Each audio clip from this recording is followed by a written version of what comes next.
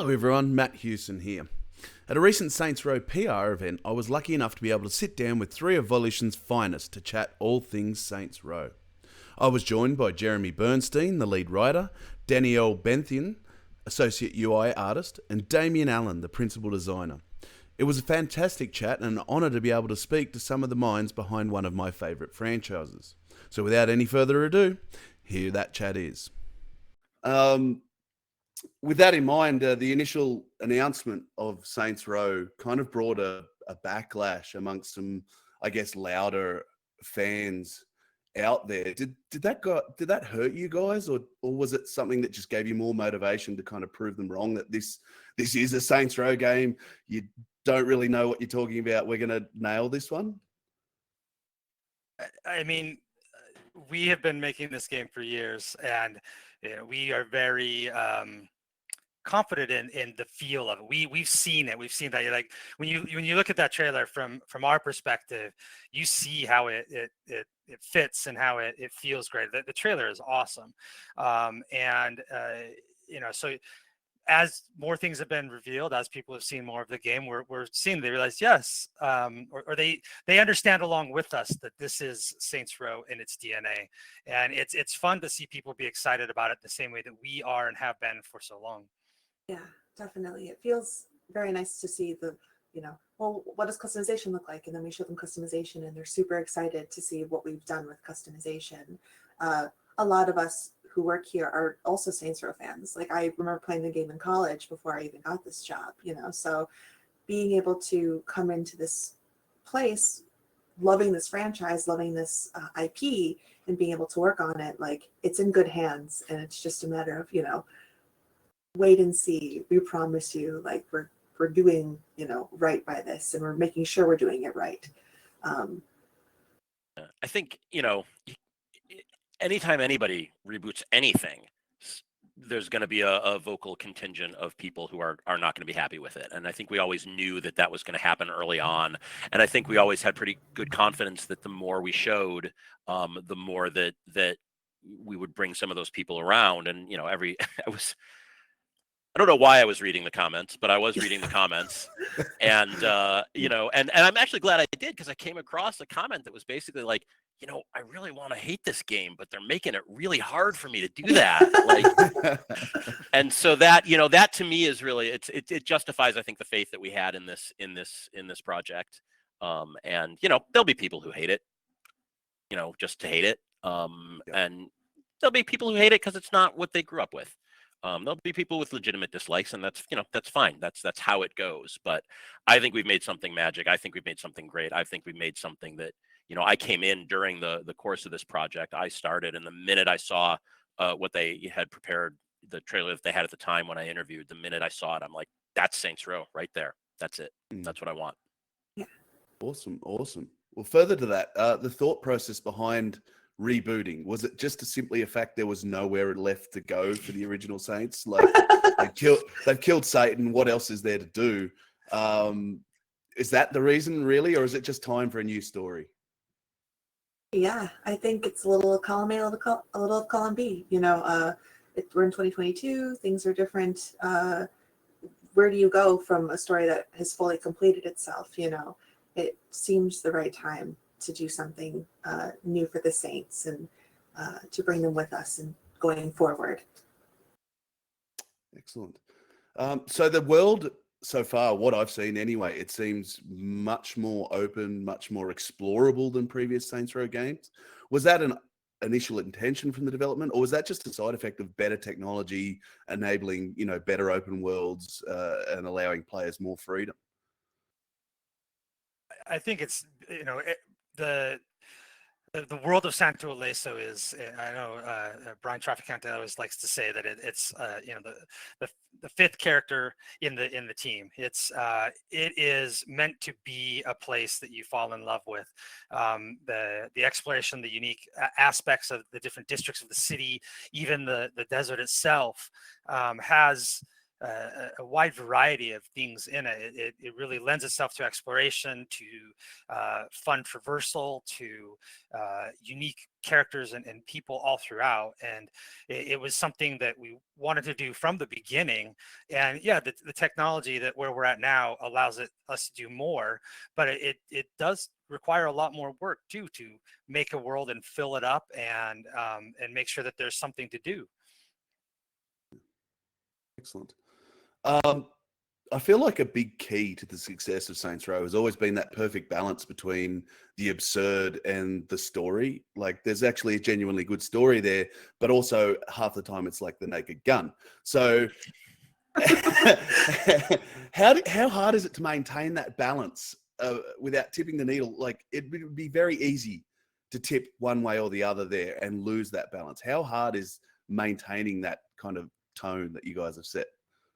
It's very hard. It is a constant effort that we have to look at, because somebody will come in with something and they'll pitch something out and you'll be on the floor laughing because it's just the funniest thing in the universe. But then you have to take that step back and you've got to say, like, okay, is that appropriate for this setting? Is that appropriate for this mission? Like, is that too far? Like, it's we call it killing your darlings, because there's times when somebody just pitches something, it's like, that's the best thing in the universe, and we've got to take it out behind the shed and put a bullet in it, because it just and we hate it. Everybody hates it, right? It's why there's a term for it, is because Yeah. so it's, some days are like that and it sucks, and a lot of times you're like, all right, let's see, can we rework this, can we refactor this, can we pull, just like, how much do we have to pull it back to make it work, right? Or do we just save it for another day, and there'll be another time, another place, or something else that we can do with this idea? So it's a constant balancing act, because it is easy to go too far. For me, as a writer, it's always about, is this grounded? Is this emotionally real? If it is, then it doesn't matter how absurd it is.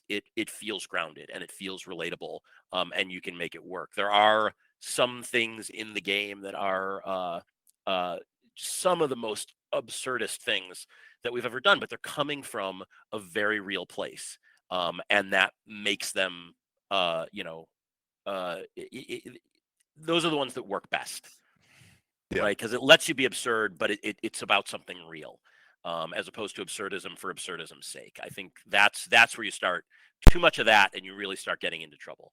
A little bit of that is good for the soul.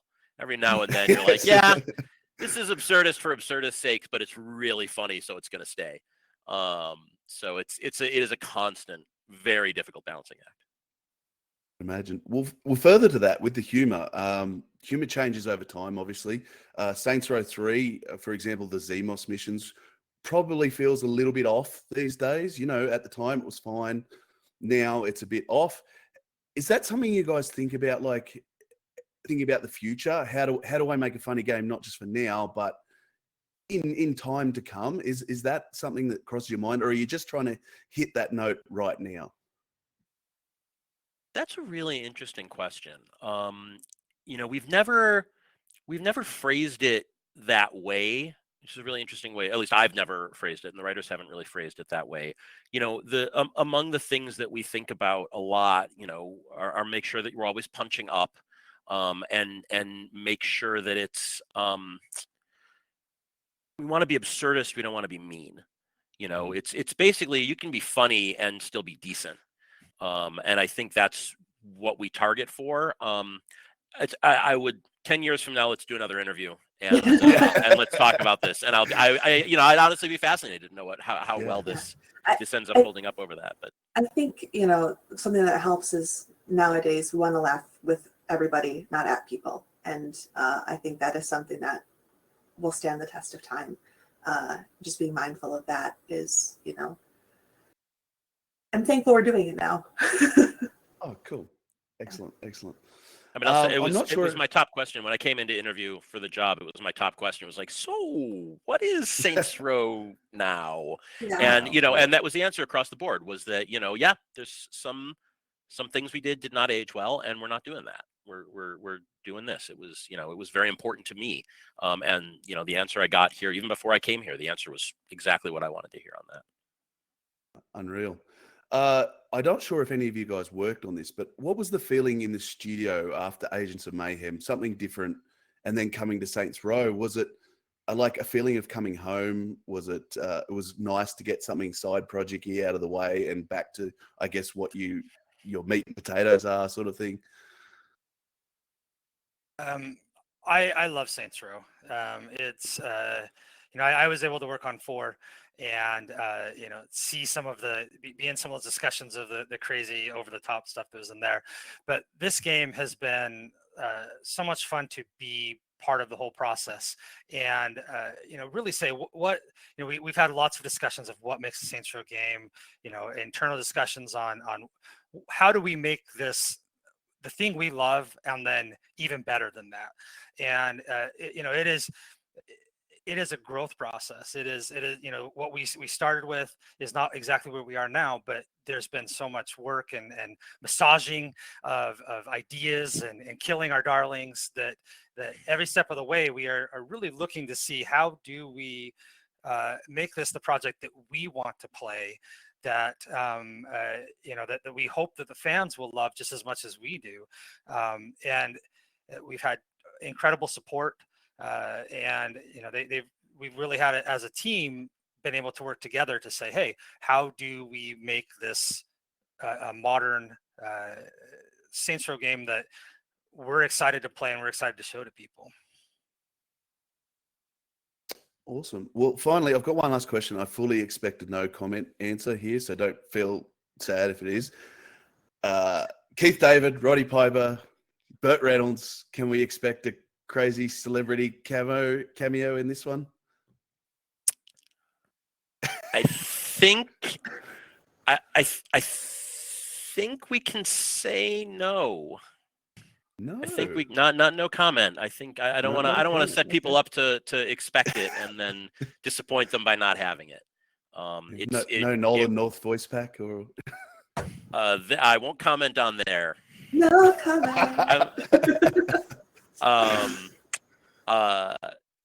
Yeah, I don't think we want to set people up for an expectation on that. It was discussed. It didn't happen.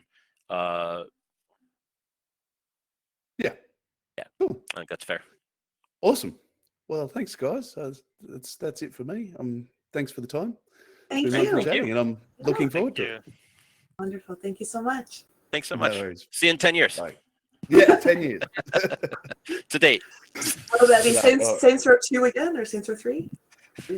10 years, yeah, maybe. Saints go to hell again. Yes. He came back. It's time for Kev out of hell. Yeah.